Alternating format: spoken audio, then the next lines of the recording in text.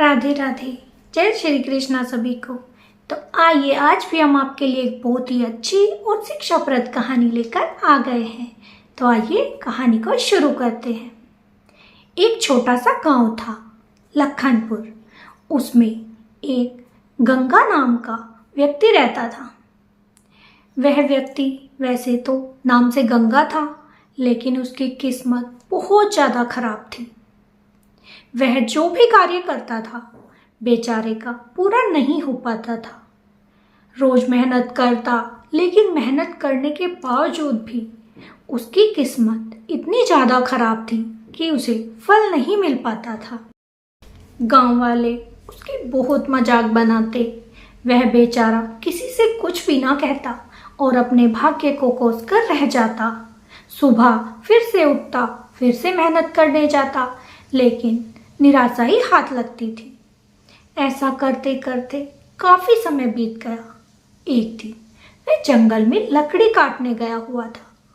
बेचारे ने बहुत सारी लकड़ियां भी काट ली, लेकिन जैसे ही वह लकड़ियों को अपने सर पर उठाने वाला था, उसी समय उसे एक शेर की आवाज आने लगी। वह बहुत तेज से घबरा गया कि आज तो मैं नहीं बचूंगा, ये शेर मुझे जरूर खा जाएगा। उसने लकड़ी का गट्ठड़ वहीं पर छोड़ा और अपने गांव की तरफ अपनी जान बचाने के लिए भाग पड़ा। भागते भागते वह अपने गांव में आ पहुंचा। वहां चौपाल पर कुछ लोग बैठे हुए थे। उन्होंने फिर से उसे जब खाली हाथ आते हुए देखा तो उसकी बहुत मजाक बनाई। ये सब उसे बिल्कुल अच्छा ना लगता था। बेचारा निराश मन से अपने घर में जाकर रोने लगा। उसी समय वहां पर उसे गांव का जो जमींदार था वो आ पहुंचा और कहने लगा, अरे गंगा, क्या तू मेरा कर्जा नहीं चुकाएगा? बेचारा अपने सारे दुख भूल गया और जमींदार के पैरों में किड़किड़ाने लगा।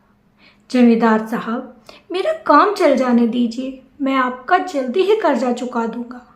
लेकिन इस बार जमींदार ने उसकी एक ना सुनी और उसे सिर्फ 2 दिन का वक्त दे दिया कि अगर तूने मेरा कर्जा नहीं चुकाया तो ये जो तेरी झोपड़ी है मैं इसे भी हड़प लूंगा।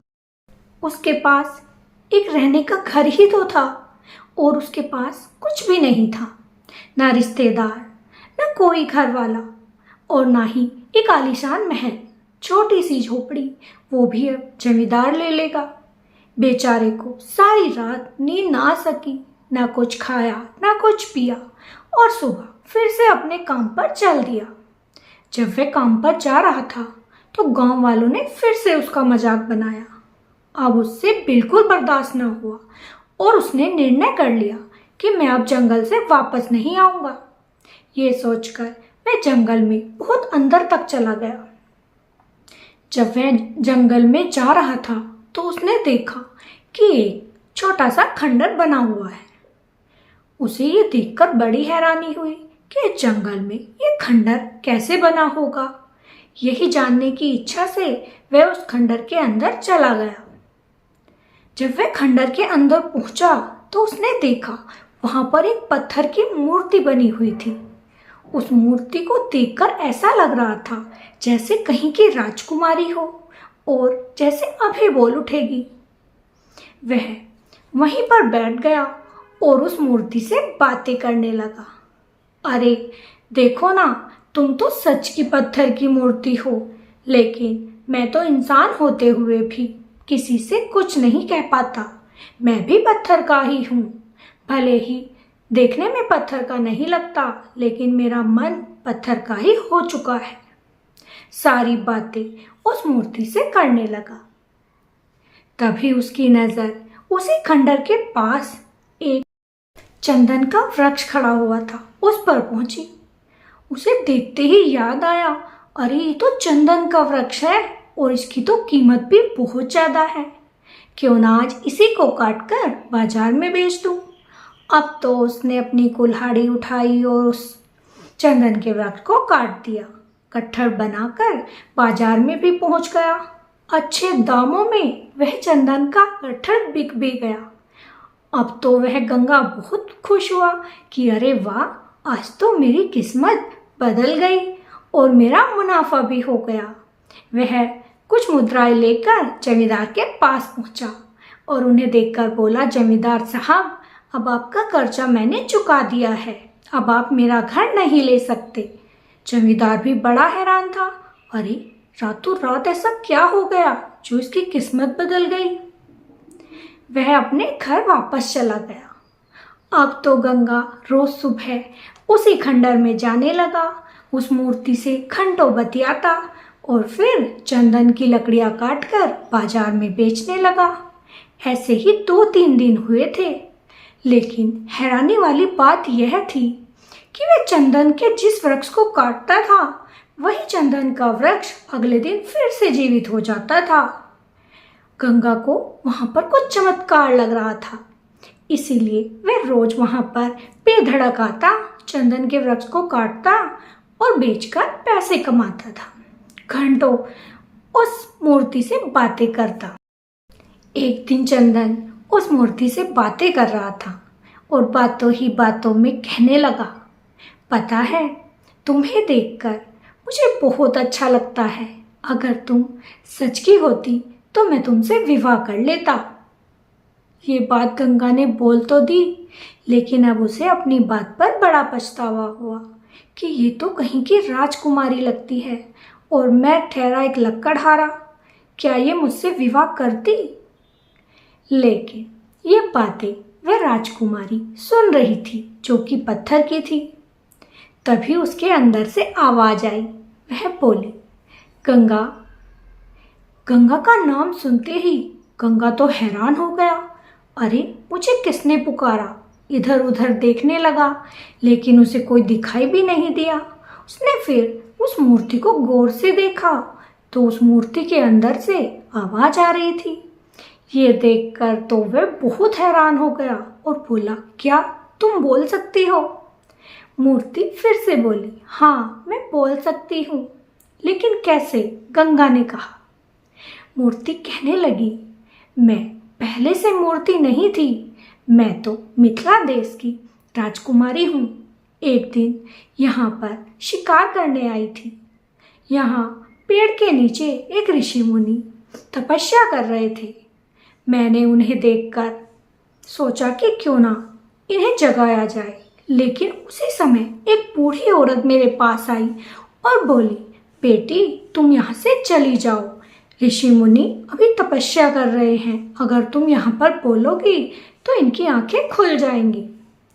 लेकिन मैं उस वक्त बहुत जालिम थी। मैंने उस बूढ़ी औरत की एक ना सुनी और उसे मैंने धक्का दे दिया। बेचारी जमीन पर गिर गई और चिल्लाने लगी।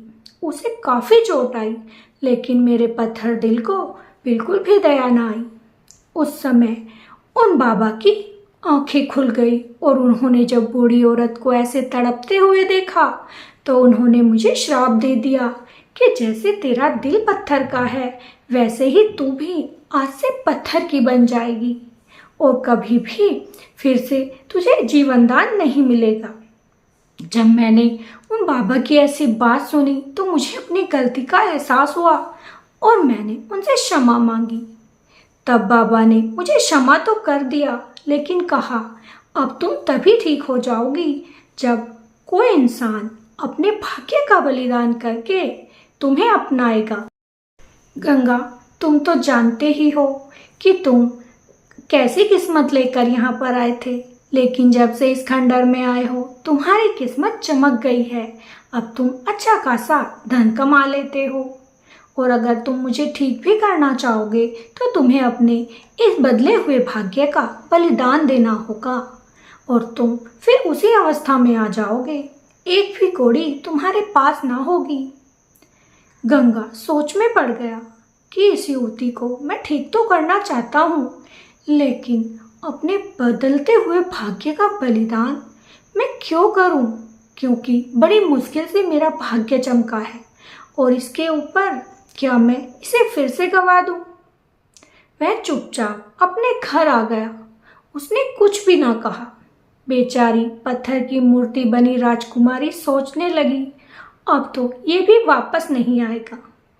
लेकिन गंगा को सारी रात नींद न आई और वह सुबह फिर से वहीं पर पहुंच गया और मूर्ति से कहने लगा, राजकुमारी, मैं स्वार्थी हो गया था। मैंने सोचा था अपनी किस्मत को भला क्यों गवा दूं, लेकिन मुझे लगता है कि मैं तुमसे प्रेम करने लगा हूं और सच्चे प्रेम का अर्थ तो बलिदान करना ही होता है। इसीलिए मैं तुम्हारी खुशी के लिए अपने भाग्य को खुशी खुशी बलिदान करता हूँ। बस तुम किसी तरीके से फिर से ठीक हो जाओ। गंगा का इतना कहना था कि वह राजकुमारी एक सुंदर राजकुमारी बन गई। गंगा उसे देखता ही रह गया। अरे तुम कितनी सुंदर हो, चलो कम से कम तुम्हारी जिंदगी तुम्हें वापस तो मिली। अब तुम अपने जीवन में खुश तो रह पाओगी। राजकुमारी कहने लगी, तुम्हारा बहुत बहुत शुक्रिया गंगा। आज तुम्हारी वजह से मैं फिर से अपनी जिंदगी जी सकती हूँ। उसी समय वहाँ पर वही बाबा आ गए जो बाबा उस राजकुमारी को श्राप देख कर गए थे और बोले, राजकुमारी, तुम्हारा श्राप आज हट चुका है। अब तुम अपना जीवन खुशी से जी सकती हो। और रही बात इस गंगा की जिसने अपना भाग्य का बलिदान करके अपने भाग्य को खोया है, तो उसे भी कोई हानि नहीं होगी। ये तुम्हारा पति बनेगा और फिर तुम्हारे राज्य का राजा बनेगा। तो इसीलिए अब तुम अपने घर वापस जाओ और खुशी खुशी अपना जीवन बिताओ। गंगा ये सुनकर बहुत खुश हुआ और वह राजकुमारी के साथ उसके राज्य को चला गया। राजकुमारी ने भी अपने पिता से गंगा के बारे में सब कुछ बताया और पिता अपनी पुत्री को पाकर बहुत खुश हुआ। उसने खुशी खुशी गंगा से ही उसका विवाह कर दिया और फिर दोनों उस राज्य को अच्छे से चलाने लगे। तो किस्मत कब बदल जाती है इसका किसी को पता नहीं है। भगवान ने हमारे भाग्य में क्या लिखा है ये सिर्फ वही जानता है। इसीलिए हमें हमेशा अच्छे कर्म करने चाहिए और भगवान पर विश्वास करना चाहिए कि वो हमारे साथ कभी भी कुछ गलत नहीं होने देगा, बशर्ते हमें भी किसी का गलत नहीं करना है। तो आपको ये छोटी सी कहानी कैसी लगी कमेंट में ज़रूर बताइएगा। अगर अच्छी लगी हो तो हमारी वीडियो को लाइक और चैनल को सब्सक्राइब जरूर कर दीजिएगा। फिर मिलेंगे ऐसी ही प्यारी प्यारी कहानियों के साथ। तब तक के लिए राधे राधे, जय श्री कृष्णा।